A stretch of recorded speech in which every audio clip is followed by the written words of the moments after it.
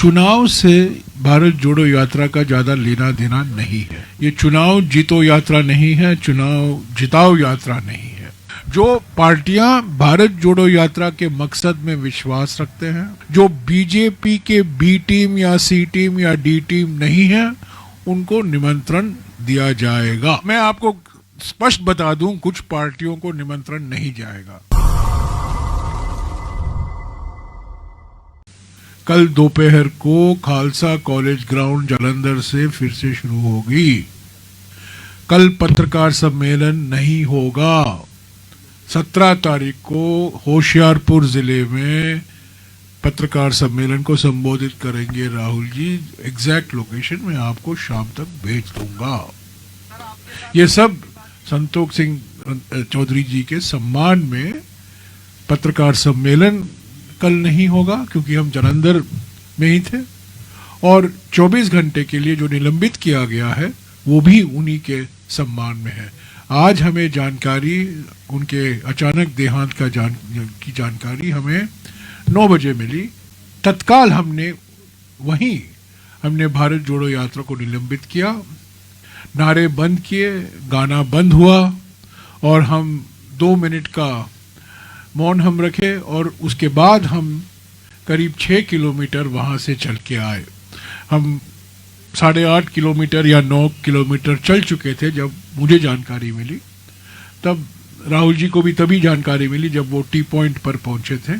तो वहाँ से वो सीधा चौधरी साहब के घर गए, और मैं और हमारे सेवा दल की टोली यहाँ आए।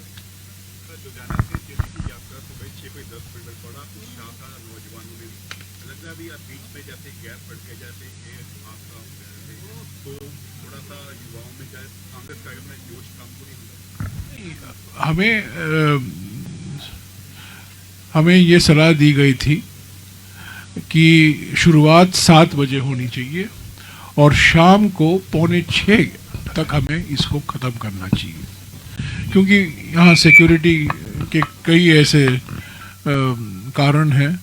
तो सिक्योरिटी के नज़रिए से ये हमें सलाह दी गई थी और हम उसका पूरा पालन कर रहे हैं। उसका कोई उल्लंघन नहीं होगा। आज भी हमने 7 बजे को शुरू किया था भारत जोड़ो यात्रा। हालांकि हम हमेशा 6 बजे शुरू करते हैं, पहली बार हम 7 बजे शुरू कर रहे हैं, और हमेशा हम 6:30 पौने 7 तक चलते हैं जहाँ नुक्कड़ सभा होती है। पर हम प्रयास कर रहे हैं कि हम 5:45 तक भी इसको ख़त्म करें। मैं नहीं समझता हूँ इस जो युवाएं आते, जो संगठन के कार्यकर्ता आते हैं, जो युवा आते हैं, जो महिलाएं आती हैं, उनके उत्साह पर इसका असर पड़ेगा, क्योंकि मोबिलाइजेशन संगठन कर रहा है। और जो पिछले कुछ दिनों में हमने देखा है, भारी मात्रा में लोग भारत जोड़ो यात्रा का स्वागत कर रहे हैं पंजाब में। सर, भारत जोड़ो यात्रा जैसे तकरीबन 120 दिन से कंप्लीटली चल रहा है, और ये शुरू हुआ था एक यात्रा के तौर पर, बट ये आंदोलन हो गया, क्योंकि यहाँ पे 4 लोगों की अब तक मृत्यु हो चुकी है, और साल 2023 वैसे भी खराब रहा, क्योंकि शरद पवार जी का कल देहांत हो गया, आज संतोष सिंह जी का देहांत हो गया। तो इन तमाम चीज़ों के लिए 2000 साल को एज अ पॉलिटिक्स बार बार कहा है, और मैं फिर से दोहराऊंगा कि चुनाव से भारत जोड़ो यात्रा का ज़्यादा लेना देना नहीं है। ये चुनाव जीतो यात्रा नहीं है, चुनाव जिताओ यात्रा नहीं है। पर राजनीतिक पार्टी की यात्रा है, राजनीतिक मकसद है। आर्थिक विषमताओं के खिलाफ, सामाजिक ध्रुवीकरण के खिलाफ, राजनीतिक तानाशाही के खिलाफ हम हमारी आवाज़ उठा रहे हैं। 26 जनवरी से लेकर 26 मार्च तक जो सफलता हमने हासिल की है भारत जोड़ो यात्रा में, उसको आगे ले चलने के लिए कांग्रेस संगठन ने हाथ से हाथ जोड़ो अभियान की घोषणा की है। इस हाथ से हाथ जोड़ा अभियान के माध्यम से कांग्रेस संगठन हर एक राज्य में करीब 2.5 लाख ग्राम पंचायत, करीब 6 लाख गांव और करीब 10 लाख मतदान केंद्र को कवर करेगा। ये कभी नहीं हुआ है। इस भारी मात्रा में कभी अभियान नहीं किया गया है। 2.5 लाख ग्राम पंचायतों तक पहुंचना, 6 लाख गांव तक पहुंचना और 10 लाख मतदान केंद्रों तक पहुंचना। भारत जोड़ो यात्रा का संदेशा लेकर घर घर जाना और हर एक घर में राहुल जी की ओर से जो खत मैंने कल रिलीज किया है अलग भाषाओं में, वो दिया जाएगा हर एक घर में। और हर एक घर में मोदी सरकार की विफलताएं जो हैं, उनके खिलाफ जो चार्जशीट हमने तैयार की है, जो उनके झूठे वादे हैं, जो उन्होंने कहा और जो नहीं किया, उसकी भी एक दस्तावेज हम हर घर तक पहुंचाएंगे।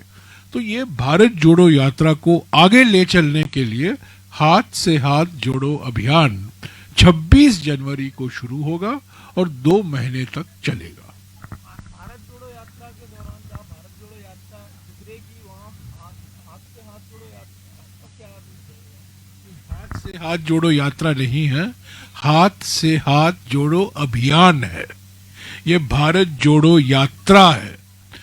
हाथ से हाथ जोड़ो अभियान त्रिस्तरीय अभियान है।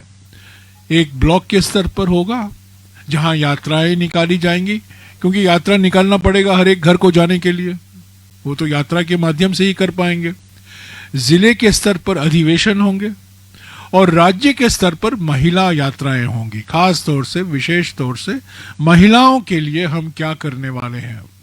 हाथ से हाथ जोड़ो अभियान सीधा चुनाव से संबंधित है। भारत जोड़ो यात्रा चुनाव से सीधा संबंध नहीं रखता है। ये विचारधारा की मुकाबला भारत जोड़ो यात्रा के माध्यम से हम कर रहे हैं। पर हाथ से हाथ जोड़ो अभियान जो 9 राज्य में चुनाव होने वाले हैं 2023 में, जो लोकसभा का चुनाव होने वाला है 2024 में, उसको मद्देनजर रखते हुए हाथ से हाथ जोड़ो अभियान 26 जनवरी से शुरू होगा।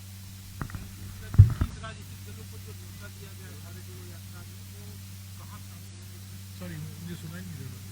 20 राजनीतिक दलों को जो यात्रा में शामिल होने का न्योता दिया, 14 तारीख है, 12:30 14 तारीख तक 23 पार्टियों को निमंत्रण दिया गया है।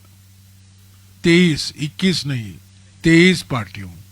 23 पार्टियों को कांग्रेस अध्यक्ष मल्लिकार्जुन खड़गे जी ने लिखा है, निमंत्रण दिया है कि श्रीनगर आइए 30 तारीख को और हम बैठेंगे।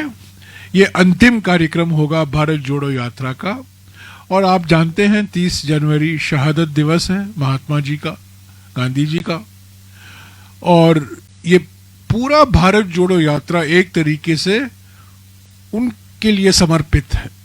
तो इसलिए 30 जनवरी को श्रीनगर, खास तौर से श्रीनगर में हमने ये बैठक बुलाई है। खड़गे जी ने 23 पार्टी को, मैं फिर से दोहराऊंगा, 12:30 बजे 14 तारीख तक 23 पार्टियों को निमंत्रण दिया है।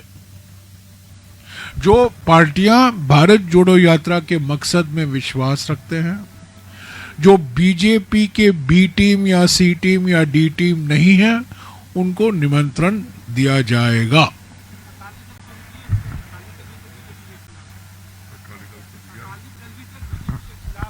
नहीं, अकाली दल तो A- टीम है, तो अकाली दल नहीं। जो मैं आपको स्पष्ट बता दूं, कुछ पार्टियों को निमंत्रण नहीं जाएगा। अकाली दल को नहीं जाएगा, अन्ना DMK को नहीं जाएगा, BJD को नहीं जाएगा, OYC को नहीं जाएगा, अजमल को नहीं जाएगा। तो मैंने आपको बता दिया किन को नहीं जाएगा। श्रीनगर में फारूक अब्दुल्ला जी आएगा, मीटिंग में आएंगे। कौन? फारूक अब्दुल्ला जी। फारूक अब्दुल्ला जी आएंगे। फारूक अब्दुल्ला को विशेष निमंत्रण दिया गया है। महबूबा जी को भी निमंत्रण दिया गया है। और हमें गुलाम नबी आज़ाद जी को निमंत्रण देने की कोई ज़रूरत नहीं है, क्योंकि उनके पार्टी के सारे नेता वापस घर लौट आए हैं। सब उनका पार्टी जो है, ऐसे तो उनका पार्टी रजिस्टर्ड पॉलिटिकल पार्टी नहीं है, उन्होंने रजिस्टर नहीं किया था, फिर भी जो कोई नेता उनके साथ गए थे कांग्रेस से, दो महीने के लिए छुट्टी लेकर गए थे, वो वापस कांग्रेस में आ गए हैं। और 2-3 दिन में आप देखते जाएंगे, और जो लोग बाकी पड़े हुए हैं आज़ाद साहब के साथ, वो भी वापस कांग्रेस लौट आएंगे। तो उनको निमंत्रण देने की कोई ज़रूरत नहीं है। आम आदमी पार्टी और टीआरएस और गुलाम नबी आज़ाद जी तीनों को निमंत्रण नहीं है, मगर सवाल ये है कि टीआरएस जी जो पार्टी के प्रमुख हैं, वो अलग अलग राज्यों में जाकर आपकी पार्टी के संगठनों से जो जुड़ी हुई पार्टियां उनसे जाकर तीसरा एक लोकतांत्रिक देश है, सबको हक है, सबको अधिकार है जो कुछ करने का। वो समझते हैं कि वो टीआरएस को उन्होंने बीआरएस बना दिया है। मैं समझता हूँ जल्द ही जल्द उनको वीआरएस लेना पड़ेगा।